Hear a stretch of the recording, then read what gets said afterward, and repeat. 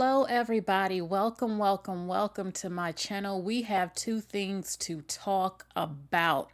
Okay, two stories that I want to talk about. First, DDG and Halle Bailey and what's going on at the trial with Cassie and P.Diddy, Sean P.Diddy Combs. The first story I want to talk about is DDG and Halle Bailey. I know that there are a number of women right now saying, "Yep, did we not say how this could end? Did we not warn her about this guy, that he wasn't the right one for her and all this stuff?"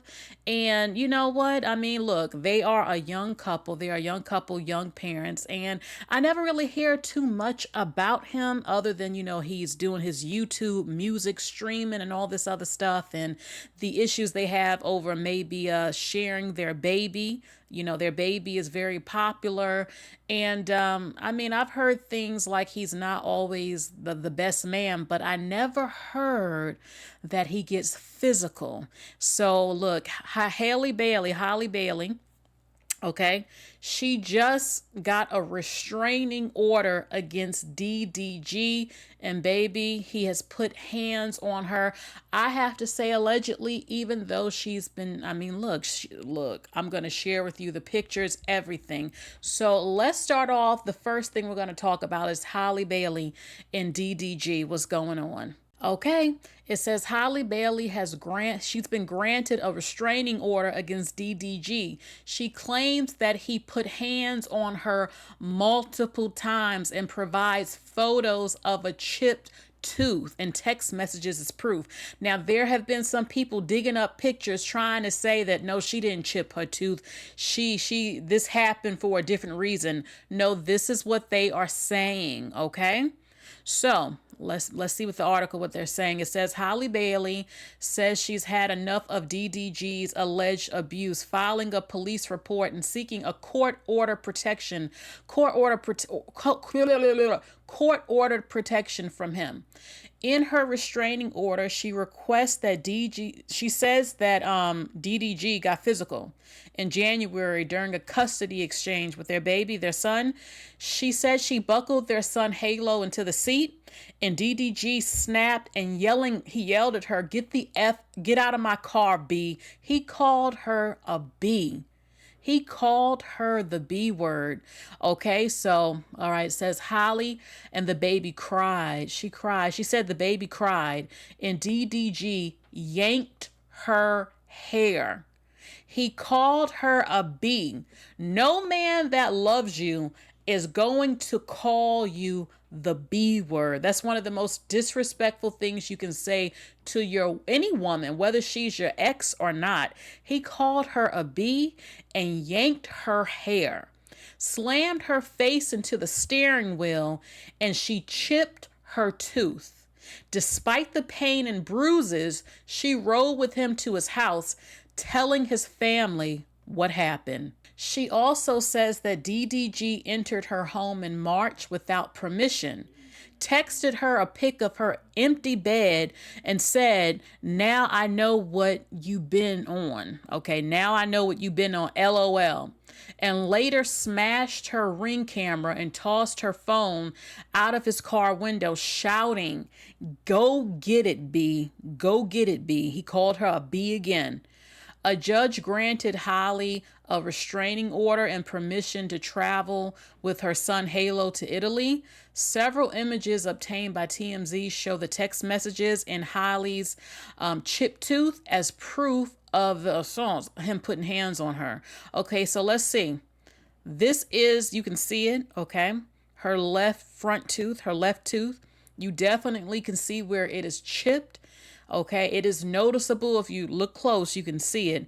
Okay, so she is saying that DDG did this to her. It could have been even way more serious. It's already serious. It could have been even worse. It's already worse. He slammed her against the car. He yanked her hair, and he called her a B word. Halle Bailey just seems like such a sweet woman. She just seems so sweet. You know, that's the aura and the vibe you get from her. Her is the little mermaid. I know we don't know them personally, but her and her sister seem to be very, very sweet. And I just can't imagine him doing something like this. You know, I never thought of him as the perfect choice for her to be with, but I never got vibes that he puts hands on women. So that is a picture of her chipped tooth. She's saying that he caused. Now here are pictures. Look at the bruises on her right arm. Okay? Take a good look. So she provided photo evidence and says that he has done this to her. I mean, look, seriously. Look at the bruises. So, okay. Halle Bailey has been granted again a restraining order accusing him of abuse. He's required to stop posting and streaming about her and their child, Halo.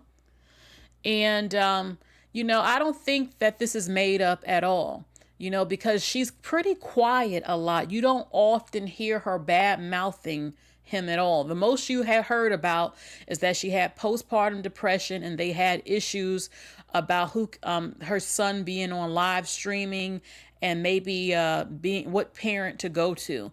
But you don't often hear her talking about her private life or saying anything about him. And I mean, look, they're not together, even though he said he wanted more children with her. He didn't want children by different women. And I don't know what's going on behind the scenes, but you never see her acting crazy or trying to be, you know, how they try to stereotype black women when it comes to child support and children and all this other stuff and the man. No, you don't see that. You see her being pretty peaceful. That's what you get. But she just couldn't take it anymore. She had to tell her truth, okay?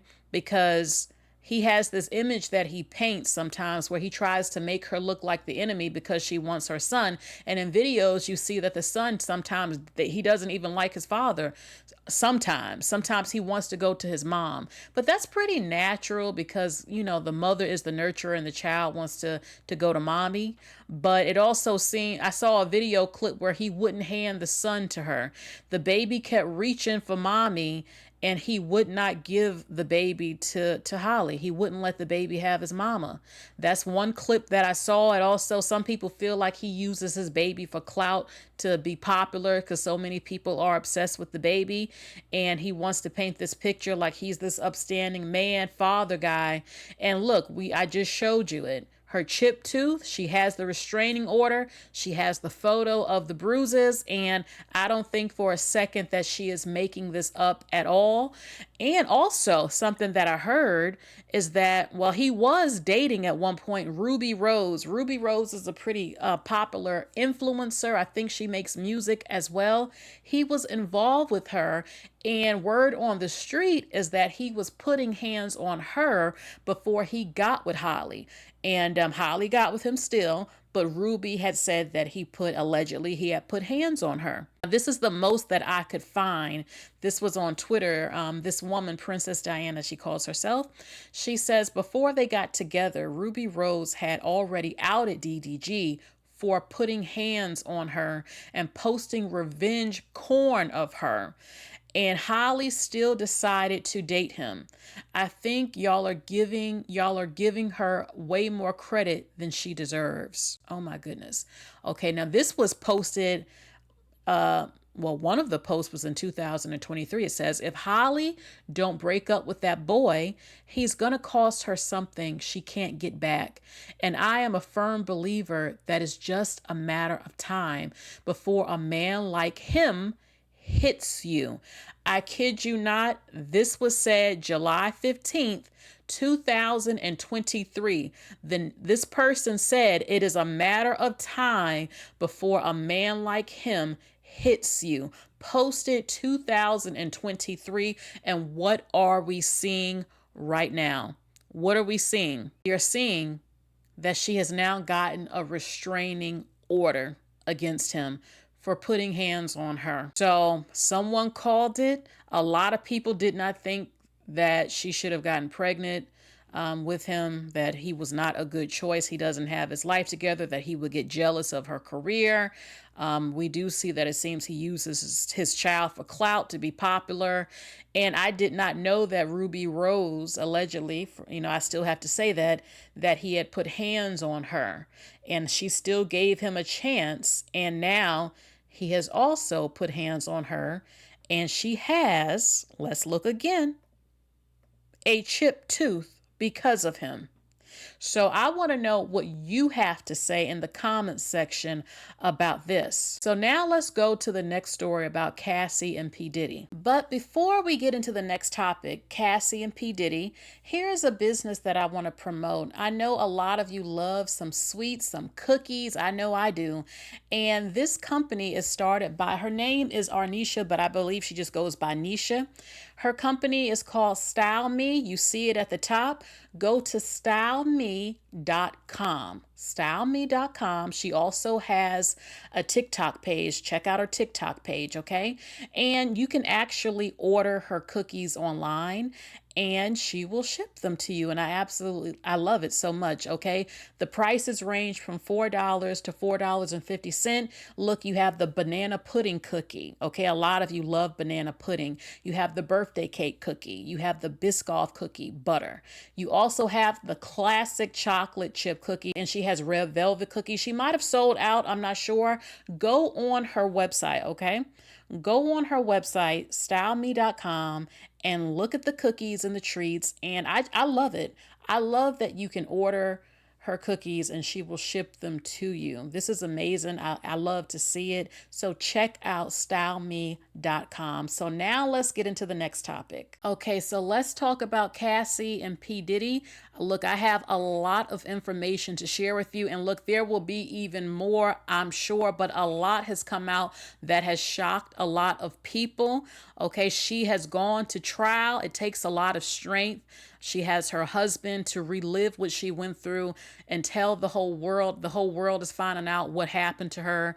And she's currently pregnant right now with her third child.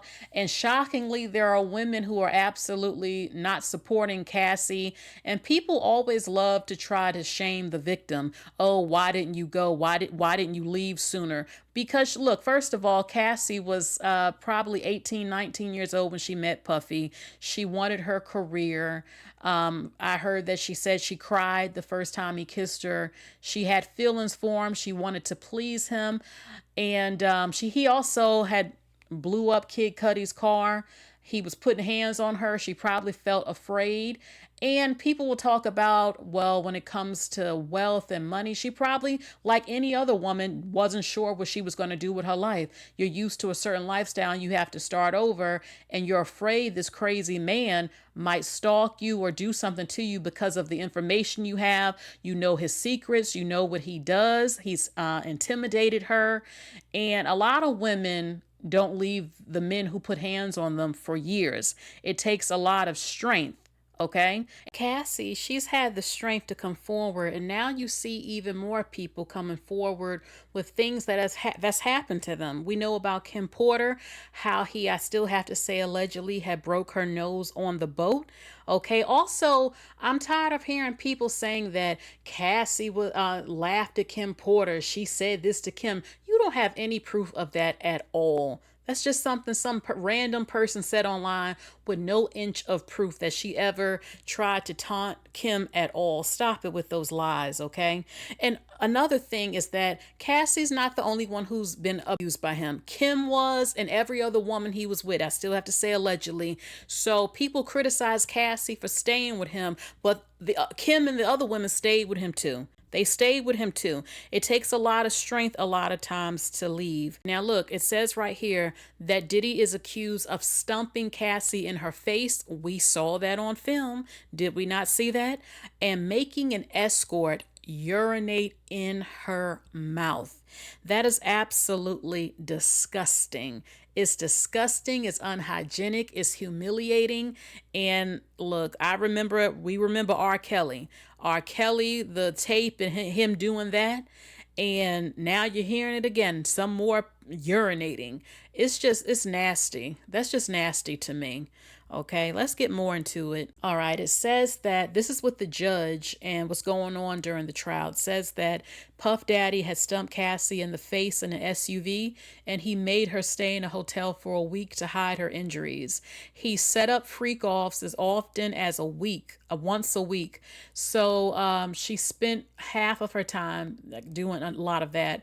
The defendant made an escort urinate again in her mouth. It says that Cassie takes the witness stand again and that she testified that P. Diddy would mash her head. We've seen that.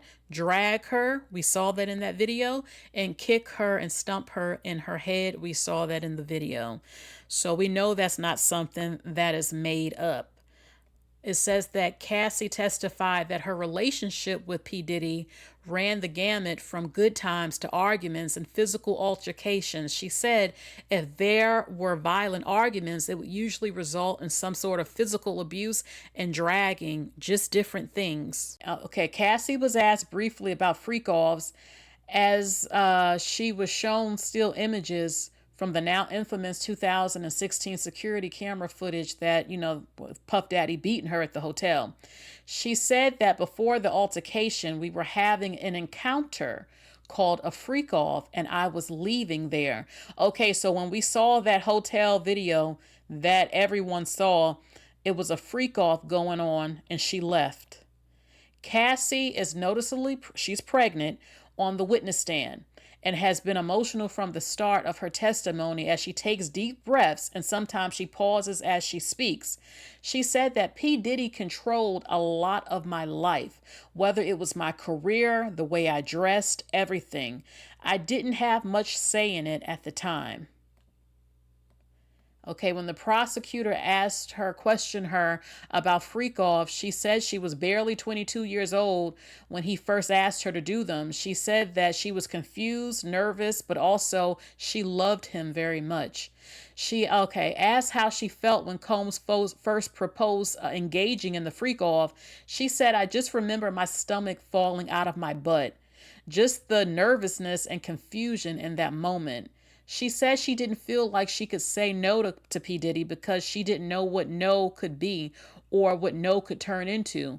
She said that she learned that he would become violent or make threats of blackmail. Okay, probably that he would show the videos and everything of her with the freak offs and stuff. Cassie testifies Diddy introduced her to oral SCX at the age of 19. And she said that she was scared to say no to freak offs. It says that, let me see, that she met him at 19 years old. He was 17 years her senior, 17 years older than her. So she was doing what he said, basically. Okay, it says that he was I just read that part. He was 17 years her senior. He introduced me to oral SCX. I didn't understand it. And she thought at first they were going to talk about music. She also said that he called the shots in her music career and claimed she was too afraid to say no when he proposed freak-offs, a term that he used for SCX parties involving escorts. He stumped me in the head when I was down again, and the violence was frequent. I would get black eyes and bruises. Article, it says Cassie cries in court, describing humiliation during the freak off. Says Diddy made her perform on her menstrual cycle and made her call him Pop Pop, and also describes choking on urine. So they asked her, any other use of the candle wax? She said a few times he poured the candle wax on my body. Who set the temperature of the room? She said he did. I was expected to do freak-offs on my period. Did you want to do that? She said no. Did you want to be urinated on? She says, they said objection. She said basically no, I did not want to be urinated on. How did it feel? She said it was disgusting. It was too much. I choked. No one could think I wanted it. Why were you choking? She says, too much urine in my mouth. Who else urinated on you? She says, P. Diddy. Did you want Sean to urinate on you? I didn't want anyone to urinate on me. How often did it happen? She said, often enough. That's the way that a man completely looks at you like a slave, like you're nothing. Pee on her, pee on her. I mean, next thing you know, he'll want to doo-doo on you. It's absolutely disgusting. Okay, they said, which hotel charged the most for damage to the room? She says the Intercontinental in New York. They relocated the whole room for ridiculous money. Oh my God. Back to the urination. Why didn't you say no? All right, I didn't get the part what she said to that. She said it's obvious I didn't want to be on the ground being urinated on by two men. Where did you find these escorts? She said at first Craigslist. Can you imagine what I'm these are random escorts. Do you know that some of them might have certain diseases? A lot of male escorts sleep with men. So her life is in danger. A lot of male escorts sleep with men. And Puff Daddy, a lot of people say that he is bi. So can you imagine having these escort men sleeping with men, peeing in your mouth with possibly blood and bodily fluid? Can you imagine? They said, do you recall all of the freak offs? Now, let me also be clear that we are aware that heterosexuals, things happen when it comes to what I just said too. But we know that a lot of men who sleep with men are very high risk. Okay, so let's get back into it. Do you recall all of the freak offs? She says that would be impossible. Did you want it to stop? She said, yes, I was humiliated. I didn't have the words then. I couldn't talk to anyone about it. Did you tell him you didn't want to? She said, yes. Okay. I brought it up gently. I didn't want him to do it, just do it with someone else. Were you able to express your concerns to him? Why would you talk to him gently? She says, I didn't want to make him angry. What is this? She says, an email between me and Sean. What did you call him? She said, I called him Pop Pop. Why did you call him Pop Pop? She says, he asked me what I like to call my grandfather. I did it, but now I think it was disrespectful. This takes me to Shannon Sharp and the men who prey on very young women. And he wants her to call him what she calls her grandfather. Okay. Any other use of candle wax? She said, yes, he poured it on my body. Okay, I read you that part. All right, let's see. It says, just before the break, Cassie testified that the longest freak-offs she participated in with him lasted 4 days. 4 days of humiliation and having escort men inside you and everything like that in front of the man. The freak-offs became a job, she says. Okay, sometimes 36 to 48 hours. She testified that the marathon sessions often left her needing time to recover from dehydration, fatigue, and drug use. She said that having sex with P. Diddy for the first time felt like a turning point. She said it made her feel closer to him when the first time they did it, and they spent more time together. She believed they were in a monogamous relationship. She says, in hindsight, I know that wasn't the case. He had many girlfriends. Over time, P. Diddy became very controlling and violent. Okay, he would say, you make the wrong face, and the next thing I know, I'm getting hit in the face. Cassie said that if she didn't respond to his calls right away, there would be insistent calls until she did, and his staff would also hound her, including security workers would also join in with the pursuit. Cassie testified that she was very jealous early in her relationship with Diddy, saying that it stemmed from being super young. I didn't get that, he was him. I didn't get that he was him. As he would say, I'm Puff Daddy. Puff Daddy has many rules, and I like the company of women. Though they saw other people at times, Cassie said she eventually believed they were monogamous. He expected that of me, to be faithful to him. So I assumed he would do the same for me. He told her, I'm not dealing with anyone else. It's just us. Prosecutor Emily Johnson asked Cassie what happened to her music career and the 9 albums that was never released. I keep telling y'all her first album, The Only Album, is absolutely amazing. Cassie said she recorded hundreds of songs. Some leaked online, others just didn't see the light of day. She testified that much of her time was taken up by freak-offs. Freak-offs became a job where there was no space to do anything else but recover and just to try to feel normal again. I swear I hope they weren't anally doing it to her too. I'm sorry to take it there. You know, she said she had to recover and everything.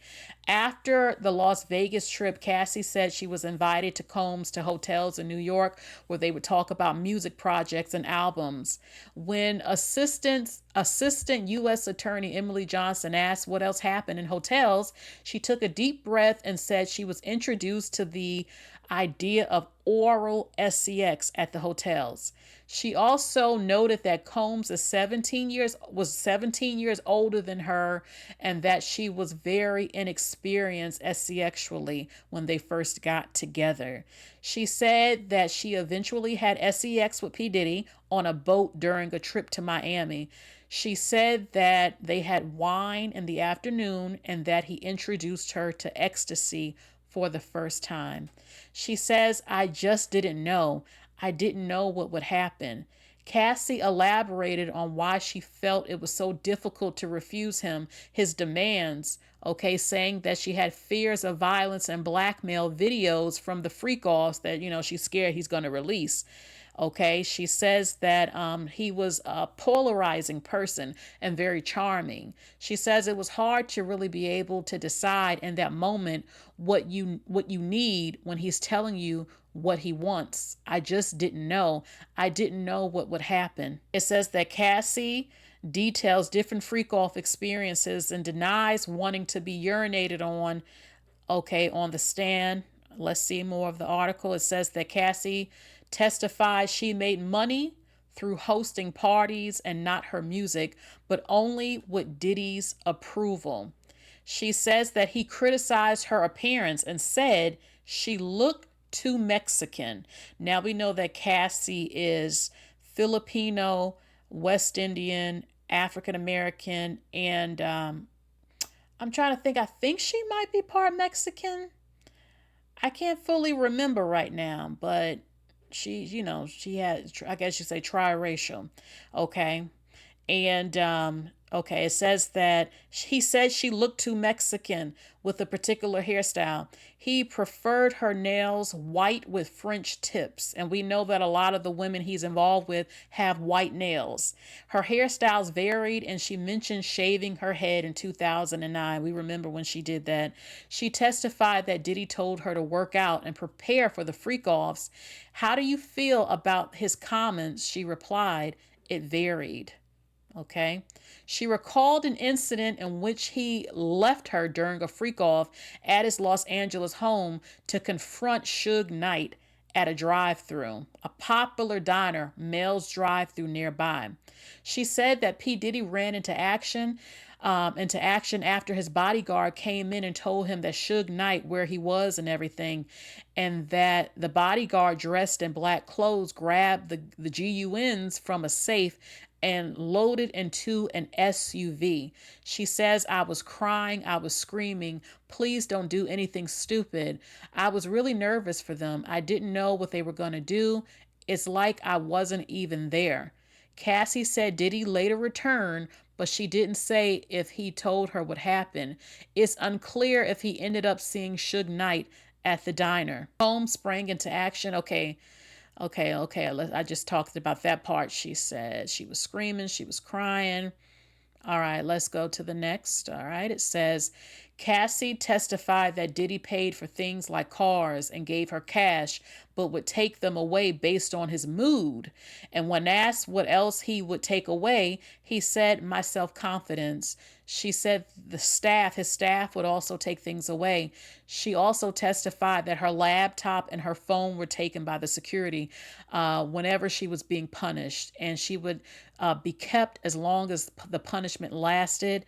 She was in daily contact with Diddy's staff. She identified people in photos as Christina Karam, KK, Miss Fletcher, and D Rock, who was a part of his security team. Cassie testified that her first freak off occurred when she was 22 years old at his Los Angeles home around 2008. She said that a male Las Vegas stripper came to the house just months after Diddy told her about his interest in voyeurism. Okay, Cassie said the freak-offs were a very choreographed experience with lots of baby oil. The substance would be heated up, a closed bottle placed in a sink filled with hot water, and applied liberally because Combs wanted her glistening constantly. She testified that Diddy would call her out when she looked dry and ordered her to reapply the baby oil, sometimes requiring a new coat of baby oil every 5 minutes or so. On occasion, she said that a blow up pool of baby oil and lubricants were placed in a hotel room, and she was told to get inside in her outfit and her shoes. She also said close to 10 large sized bottles of baby oil would be used during a freak off. It was such a mess, she said. It was like, what are we doing? An email exchange was shown in court. In the email, Cassie referred to P. Diddy as Pop Pop, again, like calling what she called her grandfather. She testified that Diddy asked her what she called her grandfather, and she went along with it, and again, she thought it was disrespectful. Another message was introduced where Cassie wrote Diddy that she really needs to F. When asked why she sent it, she said it was because she wanted to be with him. In a separate message, Diddy asked if she wanted to stop, and she said, she responded by calling herself predictable. The prosecution asked what she believed the message meant. Cassie said she thought he understood she didn't want to keep doing it, but she pulled back out of fear, adding that her fear stemmed from his past violent behavior. Cassie testified she responded to escort ads on Craigslist and Backpage while in New York. When asked if she ever contacted escorts on her own, she said no. In court, when asked by the prosecutor if she wanted to be urinated on, she says no, and that it was disgusting, and she choked during it was too much urine in her mouth, and she says no one could think I wanted it.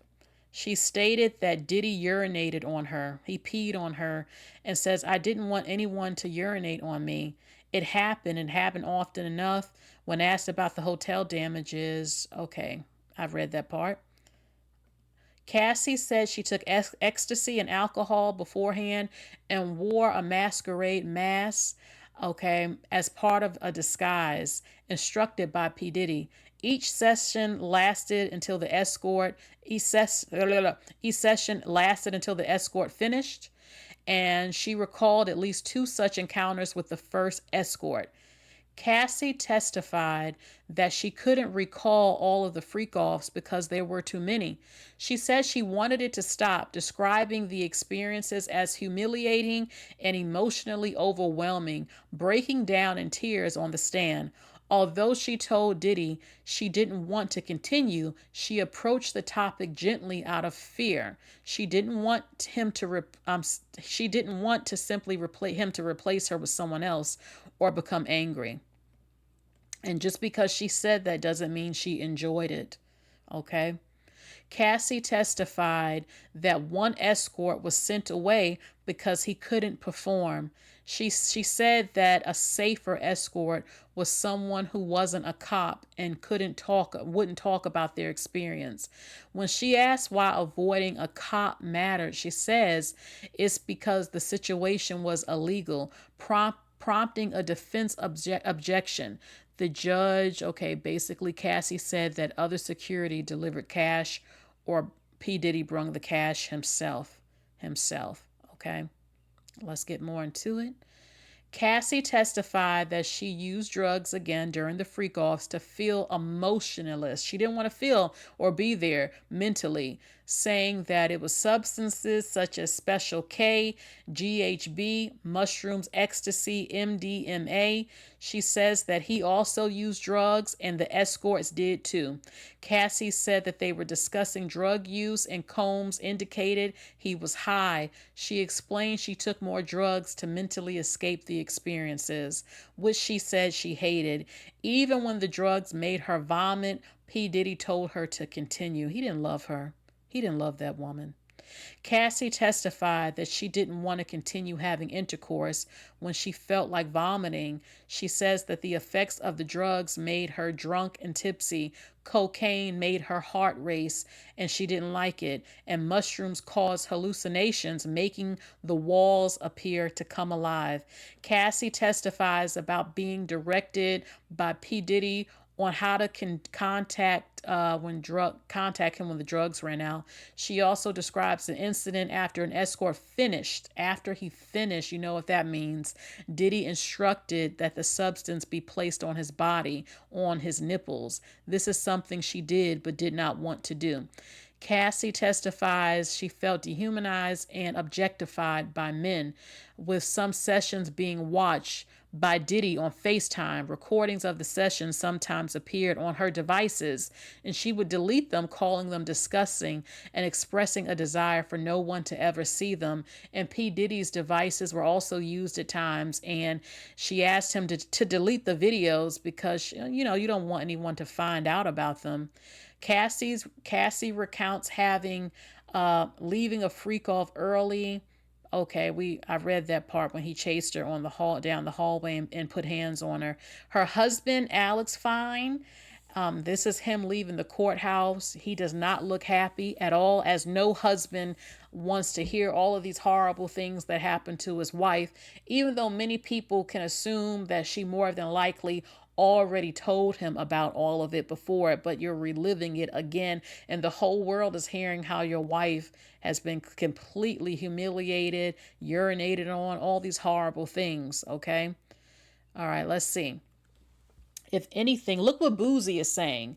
Boozy is taking the side of P. Diddy. He is saying that Cassie enjoyed it and that the SEX trafficking charges are bullcrap and that Cassie enjoyed it. He says, if anything, this should be a domestic abuse case. This should be a DV case, not a SEX trafficking case. She enjoyed the wild parties and the extravagant gifts on the back end. All of these years of SEX parties, and you mean to tell me she didn't enjoy it? I'm convinced she enjoyed it. I'm pretty sure she came during those freak offs. It was a lifestyle. This was consensual. She was his girlfriend. Trying to give someone life in prison for this is bull crap. That's how, you know what do you expect to see? And it's not just him as a black man. There are black women going along with it. There are black women who are trying to protect Diddy, and you literally know he allegedly broke Kim's nose. You literally saw him on camera putting hands on her, and you're trying to say that this man is innocent. He's not innocent at all. He had complete control over her mentally, complete control and intimidation, and she was scared of the man. You know how small she is too? But is that hard to believe? Again, a lot of women who talk junk have never experienced anything like it before. They think they're above it. They think it can't happen to them. Yes, it can happen to you. It can. It can. Cassie testifies. Okay, she says again, it was like a job. There was no time to do anything else. Okay, and I only have like 3 more things to show you. How many songs did you write while you were with him? She says hundreds. Most were never released. Some got leaked. Did you get paid for them? She says no, the songs that she was making. The freak offs became a job again. Okay. I thought we were monogamous, but they were not. He has other women. Okay, she was jealous when she was younger, when she was with him. Did you move to LA with him? She says yes. He wanted to be close to his kids who were there. Now they said that P. Diddy has been spotted reading the Bible during the opening statements of his SEX trafficking trial. Now he has had a come to Jesus moment, or so it seems, and he's praying because he knows that he might go to jail just like R. Kelly did.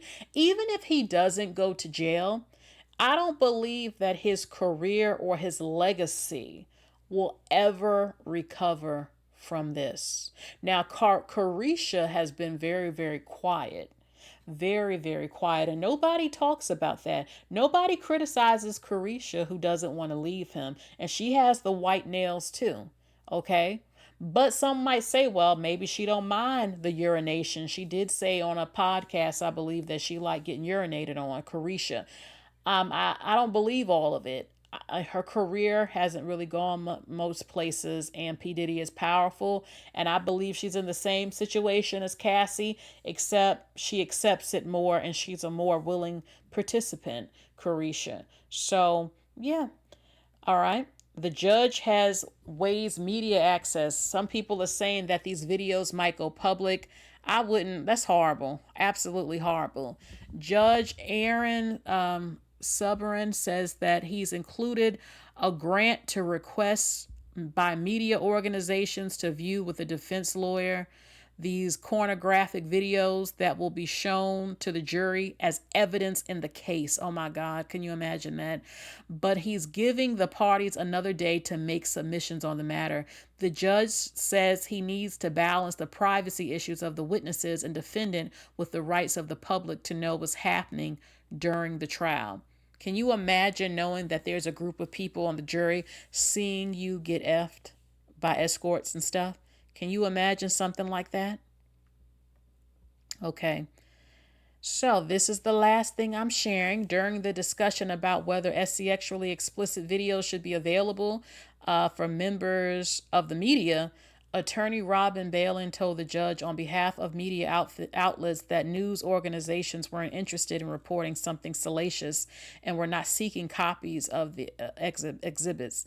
He also suggested as an alternative that a group of pool reporters could be allowed to view these videos. Oh my goodness. So that is it. That is it when it comes to DDG and what's going on with Cassie. And shame on people again who defend Puff Daddy. This man is disgusting.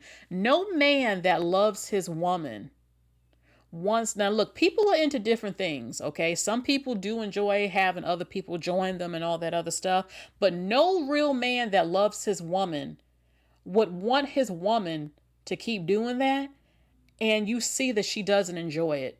She doesn't want these other men inside of her in front of you. A real man that loves his woman would respect that and say, okay, we're going to stop. No man, in my opinion, would urinate on a woman, in her mouth, on her body, and let other men do it too. Okay? That's disgusting to me. That shows me you have no respect for her at all. I mean, yeah, you're into some freaky deaky stuff, but he intimidated her. She was scared. I had read another article where she ran into one of the escort's arms. He said she was shaking, and he kissed her to calm her down.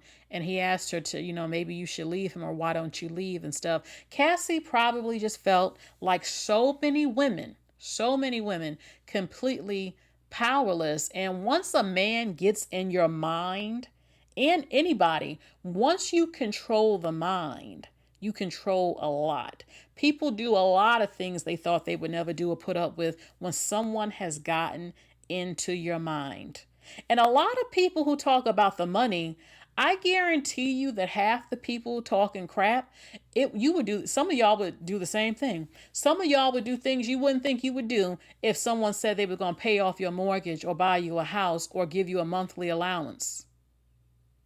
Okay? A lot of you would. A lot of you been cheated on by every man you ever had in your life. So if a man came around with money who also was going to cheat on you, a lot of you would put up with it because, hey, you've been cheated on already by every damn man you ever dated. This one's giving you a $50,000 allowance.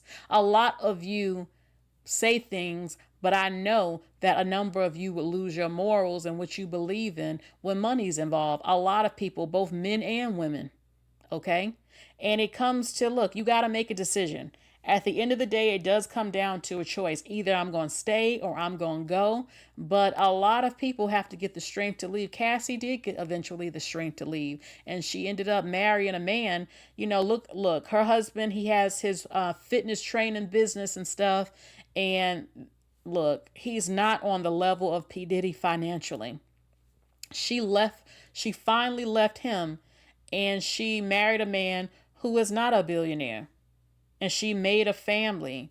And I saw that video clip where he was running for DV victims and hugging Cassie, and she was very sad and emotional.